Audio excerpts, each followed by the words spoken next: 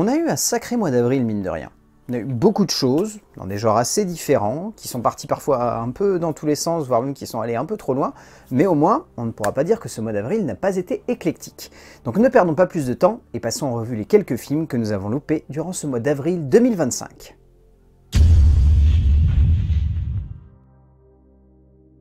Difficile de faire rire avec ce qu'on peut considérer comme être du n'importe quoi.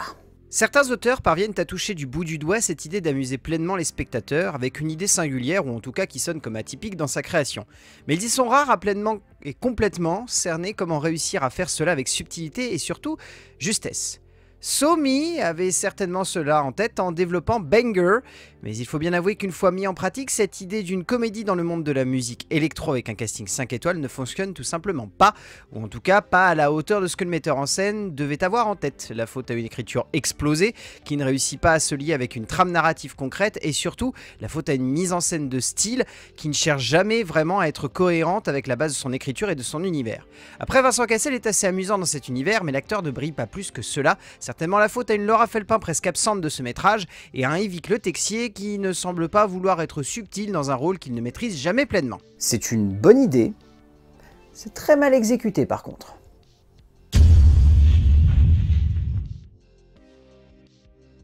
Quand on pense sujet difficile, on pense souvent sérieux. Sérieux d'une forme, sérieux d'un fond, sérieux d'une proposition audiovisuelle qui chercherait tout aussi bien à construire un récit qui sonne comme intense, prenant et radical, que simplement une forme alliant un mélange des genres qui peut porter une thématique lourde et donner de la perspective au spectateur. Hélène Merlin est partie de sa propre expérience pour offrir Cassandre, un récit aussi énigmatique que déstabilisant, mais surtout une œuvre maladroite dans sa construction et son exécution, la cinéaste offrant un film qui fonctionne un peu trop comme une expérience visuelle, mais où la dramaturgie et la construction des personnages frôlent parfois une forme de ridicule qui laisse de marbre, le tout avec des dialogues qui par moments peuvent laisser complètement sur le banc de touche un spectateur qui a l'impression qu'on lui raconte n'importe quoi. Le casting rattrape pas mal cette idée de maladresse de composition, Billy Blin s'en sortant à la perfection dans le rôle-titre, magnifiquement secondé par un Eric Ruff impérial, mais qui ne sauve pas de la perdition la performance terriblement maladroite d'une Zabou Bretman qui semble totalement aux fraises. Un film maladroit qui pourtant aurait clairement dû faire mouche.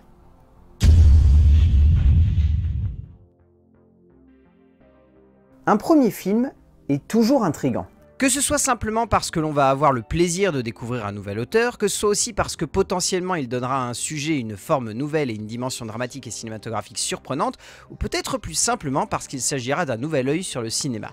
Julien Menanto nous offre donc son premier long métrage avec Lads, une belle plongée dans le monde hippique français que le jeune cinéaste rend tout aussi ludique que terriblement impactante, le tout dans une œuvre qui peut sonner comme assez simple sur de nombreux points, comme un peu cliché sur le fond comme sur la forme, mais que l'auteur arrive tout de même à développer et construire dans une ambiance terriblement galvanisante, donnant lieu à une œuvre qui pourra sonner comme simple, mais que la mise en scène et l'esprit qu'offre le metteur en scène suffit à mettre en perspective avec beaucoup de beauté. Et puis surtout, il y a ce plaisir de découvrir le talent d'acteur de Marco Luracci, surtout connu comme cascadeur au sein du cinéma français, mais qui brille ici de façon sublime en tant qu'acteur principal, portant le long métrage avec crédibilité et beauté par la même. Ce n'est pas renversant non plus, mais c'est clairement beau et très touchant.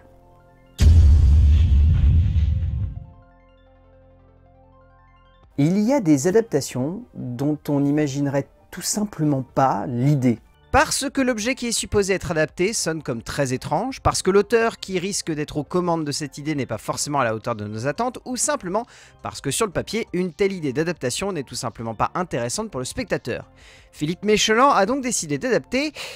Le Routard. Oui, c'est bien ce que vous pensez, le petit bouquin très utile pour quand on part en vacances à l'étranger ou même en France est devenu une œuvre de cinéma lourde et poussive, qui sonne plus comme une énième démonstration que la comédie française aura bien besoin d'un petit coup de boost, plus que d'une nouvelle preuve de son impossibilité à se renouveler et surtout à nous surprendre, donnant lieu ici à un moment poussif dans ses effets, abusif dans son idée de la comédie et qui surtout, voire même avant tout, ne fait pas rire, ce qui est le comble. Et puis difficile de ne pas en vouloir à Hakim Djemili, l'acteur comique se faisant ici complètement bouffé par la médiocrité de la proposition et ne parvenant jamais à sortir la tête de l'eau, la faute peut-être à un Christian Clavier qui s'en fout également juste à côté de lui. Au fond, on s'en doutait clairement dès la base que c'était une très mauvaise idée de faire ce film.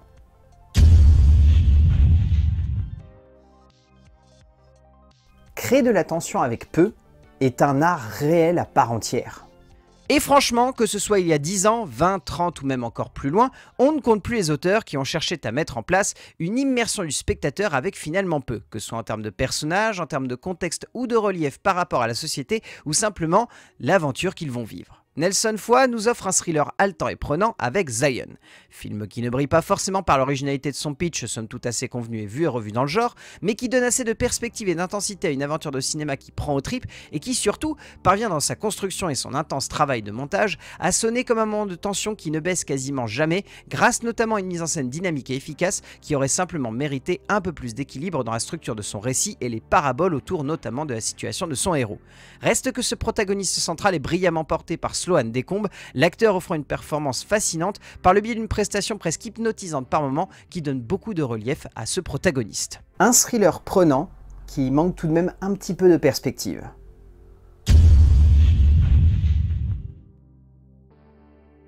Les parcours familiaux, dépeints souvent au cinéma, sont très attachants. Dans le sens le plus simple du terme, car il est indéniable que lorsque l'on cherche à construire un parcours émotionnel qui soit attaché à la place d'un héros ou d'une héroïne, construire un récit qui crée un lien avec un proche et qui construit et développe un affect par la place de ces deux personnages et l'émotion qu'ils génèrent entre eux, cela donne souvent lieu à une émotion très pure. Julia von Heinz nous offre un touchant et très émouvant parcours de vie et d'histoire avec Voyage avec mon père. Une belle fresque rappelant par beaucoup de points un certain A Real Pain, mais avec un peu moins de subtilité et surtout de finesse dans le traitement de ces deux héros, la cinéaste jouant beaucoup la carte du décalage entre la position de cette fille et de ce père, caractère et logique complètement opposés face à une vision de la Pologne qui questionne profondément le spectateur et qui cherche tout aussi bien à faire réfléchir sur le poids du passé qu'à simplement amener de l'émotion quant à la puissance du lien familial unissant ces deux protagonistes. Cela étant magnifiquement mis en relief par la présence charismatique d'un Stephen Fry particulièrement juste et touchant et d'une Lena Dunham qui réussit à avoir une belle évolution au fur et à mesure que le récit progresse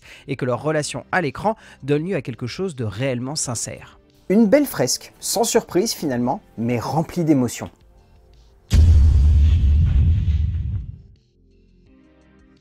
Indéniablement, la société fait réfléchir les auteurs de cinéma. Celle-ci ne cesse de poser de nombreuses questions aux artistes qui peuplent le monde de l'art. Et forcément, le cinéma est souvent touché de façon directe et claire par cette idée que nous vivons une certaine époque avec ses problématiques, ses possibilités, ses désillusions et parfois un peu de bonheur aussi. Baya Kazmi revient à la mise en scène avec Mikado, fresque parlant de ces personnes hors du système et de la confrontation avec la réalité de notre monde et de nos mœurs, le temps d'un film très touchant dans la construction et l'évolution de ces personnages et cherchant également à être une métaphore dure mais également importante de ce que représente le système aujourd'hui, offrant ainsi une œuvre complexe qui joue sur de nombreux tableaux, qui se perd parfois un peu dans sa démarche, mais qui reste d'une grande tendresse envers l'évolution de ces personnages. En parlant d'eux, il est évident qu'il faut citer une nouvelle fois le brillant et fort travail de direction d'acteurs que nous offre la cinéaste, celle-ci s'entourant un peu de la même clique, portée ici par les fantastiques performances de Vimala Pons terriblement fortes et Félix Moati d'une immense beauté, eux deux se donnant corps et âme pour leur rôle.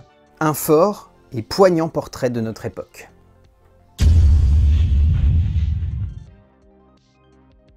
Prendre un personnage ne suffit pas toujours, je dis bien toujours, à donner du relief à un film. On a déjà eu l'occasion de l'évoquer, mais il est bon de rappeler que même s'il est bien conçu, même s'il est parfaitement développé, même s'il a du relief, de l'intensité et qu'il sait comment nous émouvoir, un personnage seul ne suffit que rarement à tenir l'entièreté d'un sujet, et en l'occurrence ici, d'un long métrage de cinéma. Federico Luis nous offre une œuvre extrêmement touchante sur de nombreux points avec Simone de la Montagna, qui réussit aussi par le biais d'un héros particulièrement atypique à sonner comme un moment de cinéma touchant et très impactant, mais qui manque de finesse dans le développement et dans l'acheminement à l'écran d'une émotion qui parfois est un peu trop abrupte pour sonner comme parfaitement impactante, mettant tout de même joliment en relief les rapports entre ce héros et ses proches, le temps d'un film qui reste tout de même maîtrisé par son auteur. Il faut également citer la très belle et très juste performance de Lorenzo Ferro dans le rôle titre, qui parvient avec beaucoup de finesse et de subtilité à construire une œuvre de cinéma dont il ressort comme l'atout qui porte l'émotion à l'écran du début à la fin. Cela reste assez simple, mais finalement très bien emmené par son auteur.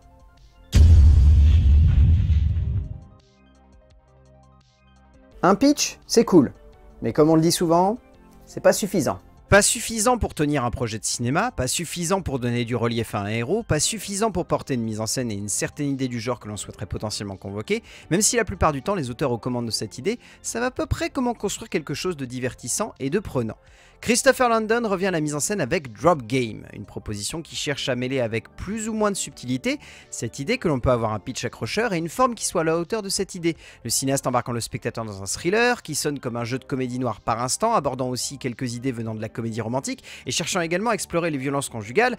Ça commence à faire beaucoup, donnant lieu à un tout qui fonctionne tout de même, malgré cette sensation que non seulement on a déjà vu ça plein de fois, mais surtout que le cinéaste garde un peu trop de son sérieux, chose surprenante venant de la part du metteur en scène de Happy Birthday.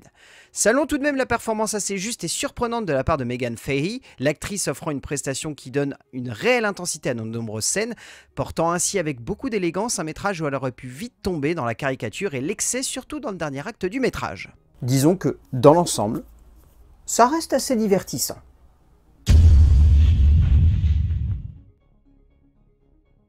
Alors, ce retour-là,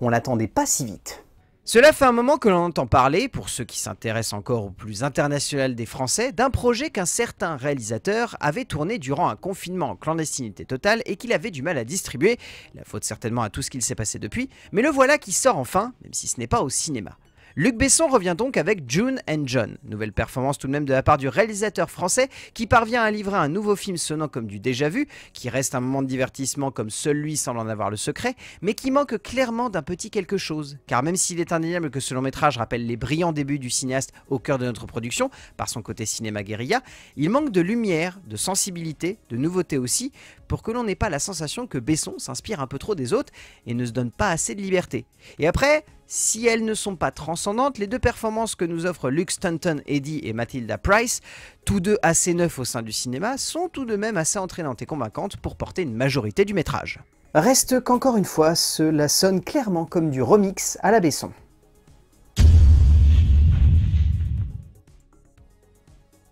Là, sur le papier, on a quelque chose de très intriguant. Car dans le genre délire d'action bien intense, mais surtout qui peut potentiellement construire une intensité de chaque instant, ce projet de cinéma, suite spirituelle d'un long métrage datant des années 70, pouvait clairement donner lieu à un moment de tension et de suspense qui, au-delà de son pitch, pouvait être une réelle claque visuelle et un instant de frisson bien calculé. Shinji Higuchi revient donc avec Bullet Train Explosion. Sorte de mix survolté entre du Emmerich et du Oyeon, le temps d'un moment de cinéma purement et simplement jouissif, qui ne réussit pas forcément à être aussi subtil que l'on aurait pu l'imaginer au vu du CV de son réalisateur, mais qui parvient tout de même à donner lieu à un moment de cinéma tout simplement jubilatoire, une pure pépite d'action et de tension qui tient extrêmement bien la route, qui ne sonne pas non plus comme très original dans sa manière d'amener la tension à l'écran, mais qui réussit tout de même à embarquer le spectateur dans un suspense haletant et prenant. Le tout étant magnifiquement emmené par l'excellent casting que Tsuyoshi Kusanagi emmène avec un certain brio, secondé par un ensemble d'acteurs et d'actrices qui frôlent tout le temps la caricature, mais qui, heureusement pour nous, ne tombent jamais pleinement dedans. Un bon actionneur,